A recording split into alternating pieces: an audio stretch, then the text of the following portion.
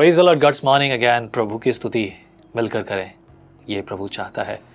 जब हम कुछ नया काम शुरू करते हैं तो अक्सर उसमें प्रॉब्लम्स आती हैं। चीज़ें जो आसान दिखती हैं वो आसान हमेशा नहीं होती, आगे जाकर चीज़ें बिगड़ जाती हैं, बिखर जाती हैं।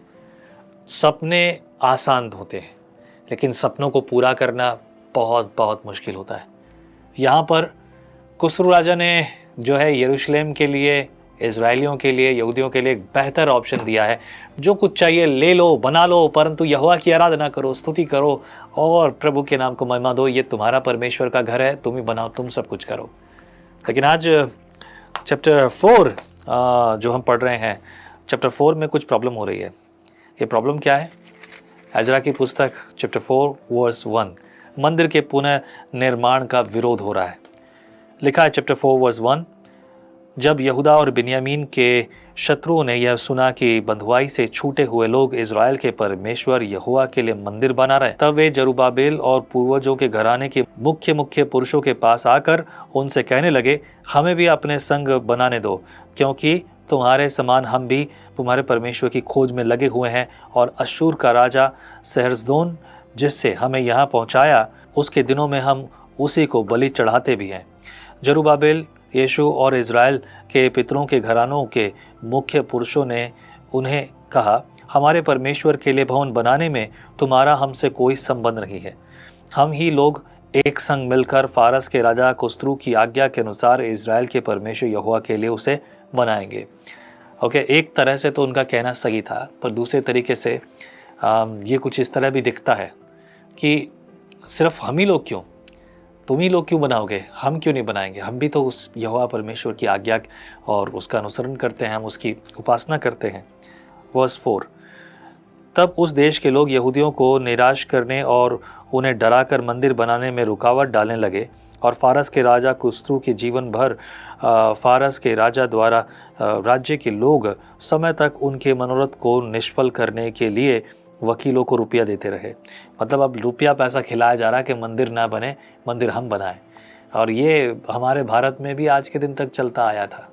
खैर चलो, कहानी आगे बढ़े, हमारा उससे कोई लेना देना नहीं है। वर्स 6, शेष के राज्य के अभिषेक के दिनों में उन्होंने यहूदा और यरूशलेम के निवासियों को दोष पत्र उसे लिख भेजा। फिर अरशद के दिनों में बिलशाम, मित्रुदात और ताबेल ने और उसके सहयोगियों ने फारस के राजा अरशद को चिट्ठी लिखी, और चिट्ठी आरामी अक्षरों और आरामी भाषा में लिखी गई।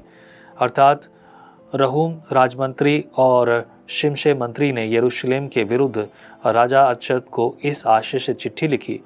और इस समय रहूम राज्यमंत्री और शिमशे मंत्री और उसके अन्य सहयोगियों ने, अर्थात दीनी, अर्पसत्तकी, नर्पतली, अफारसी और एरेकी, बाबेली, शूशनी, देवी, एलामी आदि जातियों ने उन्हें महान और प्रधान अपने सिर के पार ले आकर सोमरेन नगर में और महानद के इस पार के शेष देश में बसाया था। एक चिट्ठी लिखी, जो चिट्ठी उन्होंने अरशद राजा को लिखी उसकी यह नकल है। अर्थात राजा अरशद के सेवा में तेरे दास जो महानद के पार के मनुष्य हैं तुझे शुभकामनाएं भेजते हैं। राजा को यह विदित हो कि जो यहूदी तेरे पास से चले आए हैं वे हमारे पास यरूशलेम को पहुँचे हैं।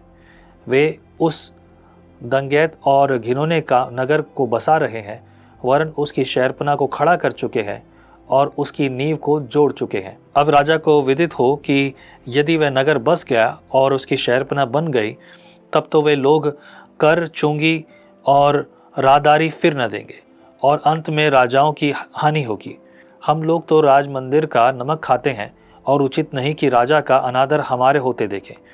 इस कारण हम ये चिट्ठी भेजकर राजा को चिता देते हैं, तेरे पुरखाओं के इतिहास की पुस्तक में खोज की जाए, तब इतिहास की पुस्तक में तू यह जान लेगा कि वह नगर बलवा करने वालों और राजाओं के प्रांतों की हानि करने वाला और प्राचीन काल से हम में बलवा मचाता आया है। इसी कारण वह नगर नष्ट भी किया गया था। हम राजा को निश्चय करा देते हैं, यदि वह नगर बसाया जाए और उसकी शहरपनाह बन चुके, तब इसके कारण महानद के इस पार तेरा कोई भाग न रह जाएगा। मतलब राजा को सीधी सीधी चुनौती दे दी है और उसे इस तरीके से कान भर दिए हैं कि जो उस सब बात के कारण राजा भड़क जाए। नॉर्मली जब एक कोई नए राज्य पर आता है, नए स्थान पर आता है, तो दो तरह की बातें हो सकती हैं। पहली ये कि वो बड़ा आक्रामक हो जाए और हर बात का बड़ी गंभीरता के साथ सामना करने लगे, या फिर दूसरी जो बहुत कम होती है वो कि समझदारी के साथ हर बात का प्रत्युत्तर दे और पहले समझे और उसके बाद उसका प्रत्युत्तर दे। ये दोनों ही बातों में बहुत बड़ा फ़र्क है और ये आसान नहीं है लोगों के लिए करना, और इस बात को समझना ज़रूरी है तब जब हम उन परिस्थितियों में हो।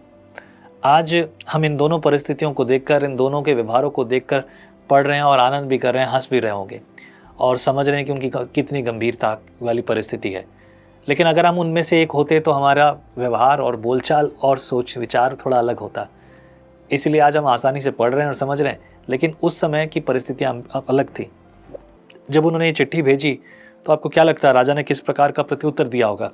होना तो ये चाहिए था कि वो सब जो है राजा उसे प्रत्युत्तर दे और उसकी खोजबीन करे और वो सब कुछ करे कि वाकई में ऐसा है भी क्या। अगर ऐसा होगा तो भाई भविष्य को सोचते हुए ये सब नहीं करना चाहिए। लेकिन राजा ने वो किया जो परमेश्वर ने चाहा। आपके विरुद्ध कोई भी खड़ा हो सकता है और होने दो, याद रखो यहोवा आपके साथ है। वर्स 17 पद। तब राजा ने रहूम राजमंत्री और शिमशे मंत्री और सोमरोन और महानद के इस पार रहने वाले उनके अन्य सहयोगियों के पास यह उत्तर भेजा, कुशल हो। जो चिट्ठी तुम लोगों ने हमारे पास भेजी वह मेरे सामने पढ़कर साफ साफ सुनाई गई।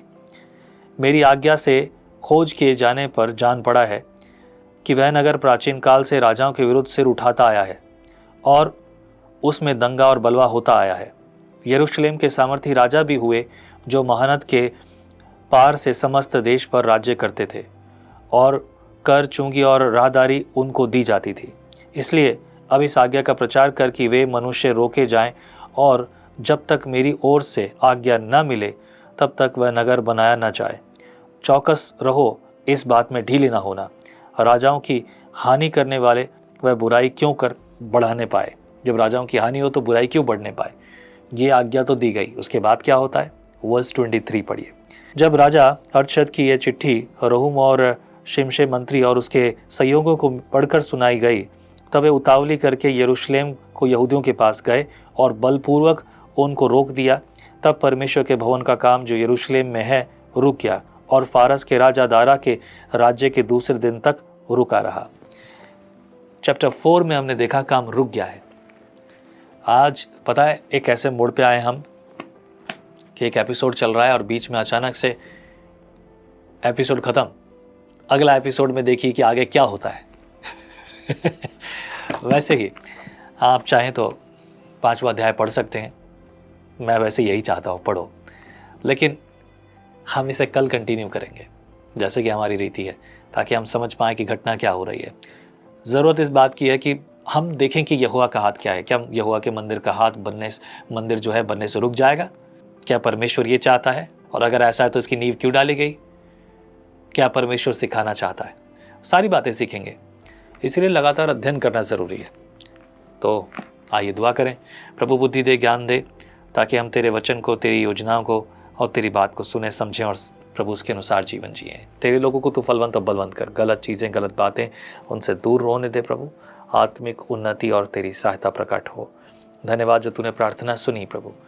मैं आपकी अभिषेक और आपकी आशीष इनके परिवार के लिए बोलता हूँ। एक एक व्यक्ति को प्रभु छू ले और अभिषेक कर।